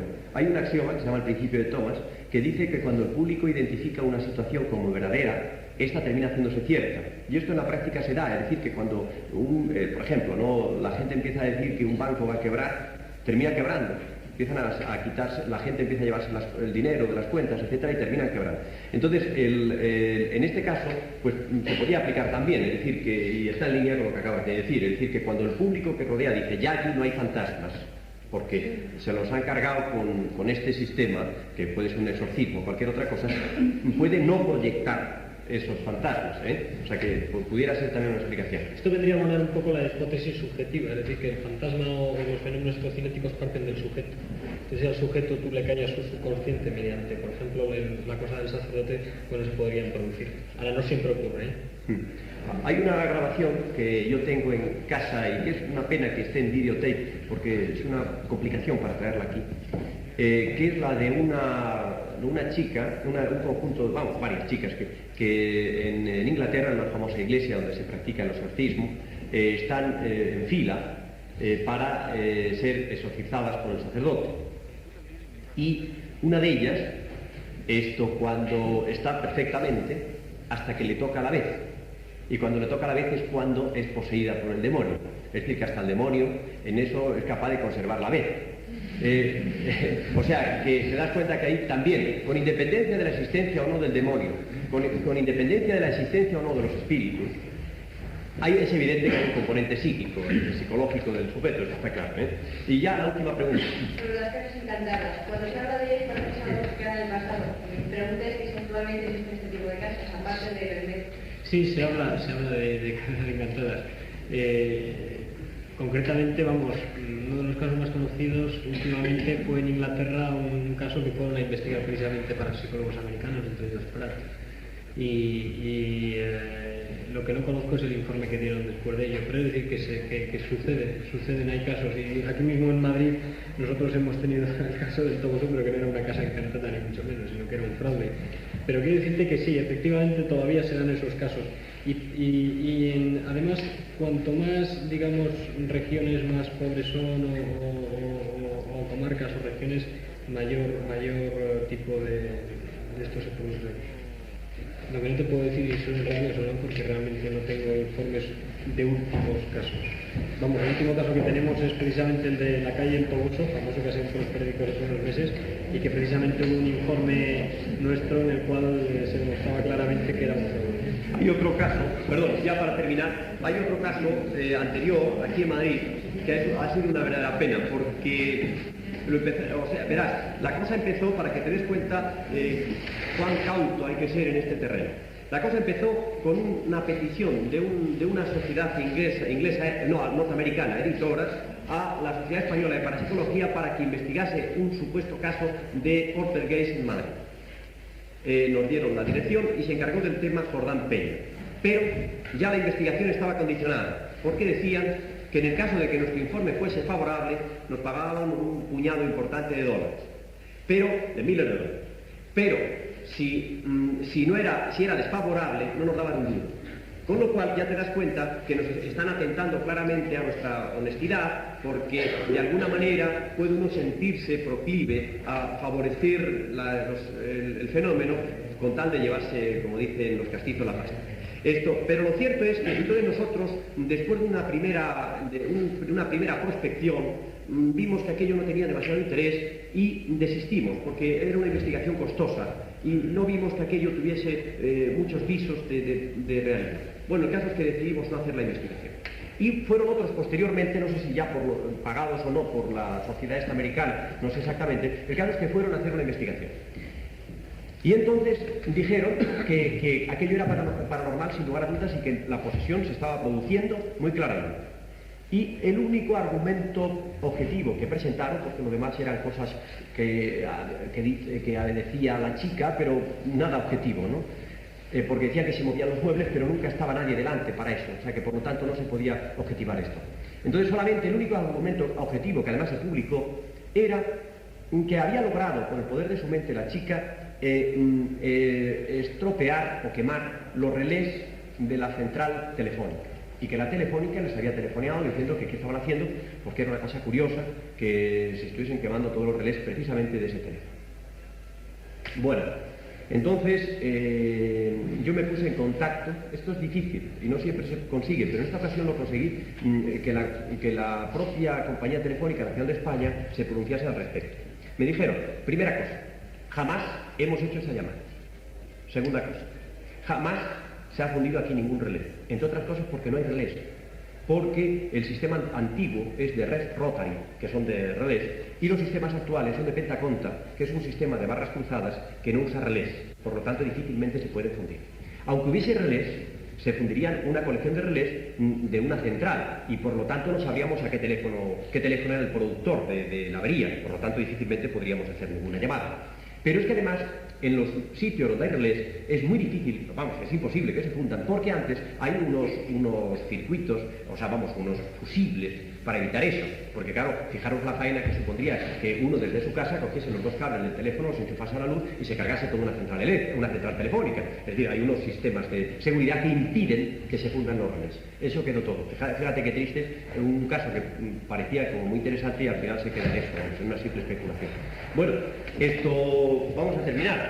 Como siempre, la conferencia muy interesante, el coloquio también muy interesante. Solamente deciros, recordaros que ya en enero empiezan los primeros seminarios. Empieza con uno mío la última semana de enero, que se dará de 7 a 9 de la tarde en la sede nuestra de la sociedad, que es sobre técnicas y procesos y omega. Voy a enseñar a los que asistan al seminario cuáles son, cómo se puede poner en práctica, cómo se puede hipnotizar a alguien, cómo se puede someter a las técnicas sí omega. El que quiera, el que siendo miembro de la sociedad quiera inscribirse, lo que tiene que hacer es darme, como me han dado ya algunos, un papelito diciendo, pues deseo participar en eso. Ya sabéis que para los miembros de la sociedad la inscripción es gratuita, simplemente que tenemos que tenerlo en cuenta para reservar la plaza porque solamente hay 20 asientos, como sabéis. Bueno, otra cosa es que siempre se me olvida pediros al final, con la emoción de ver lo interesante que son estos coloquios y estas conferencias, pediros el papelito de vuestra asistencia, porque resulta que vamos a dar al final un diploma a los que hayan tenido una cierta frecuencia de asistencia. Entonces me gustaría tener los papeles porque si no luego no podemos controlar eso. Así que por favor siempre, aunque no os lo diga que terminemos, dejáis aquí encima de la mesa vuestro nombre en un papel. Bueno, y ya para finalizar, como os digo, una conferencia interesante, un coloquio interesante. Me voy como muy satisfecho de haber asistido a él. Preocupado ciertamente por ese síndrome parapsicológico, que yo no sé si eso tendrá cura o no tendrá cura. Lo mismo me ocurre como aquel vendedor que yo tuve un gran vendedor que tenía un cierto síndrome.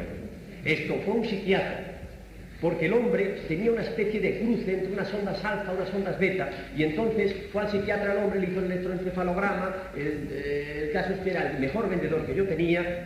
Pese a ello, el hombre pues estaba mal y fue al psiquiatra, se descubrió que un electro que tenía un cruce de ondas extraña ahí. El psiquiatra le puso el tratamiento, le quitó el cruce, pero dejó de vender, se murió de hambre. Este es el problema. No sé si sería bueno o malo que me quitasen el síndrome parapsicológico. A lo mejor es bueno, vaya usted a saber. Muchas gracias y hasta la próxima.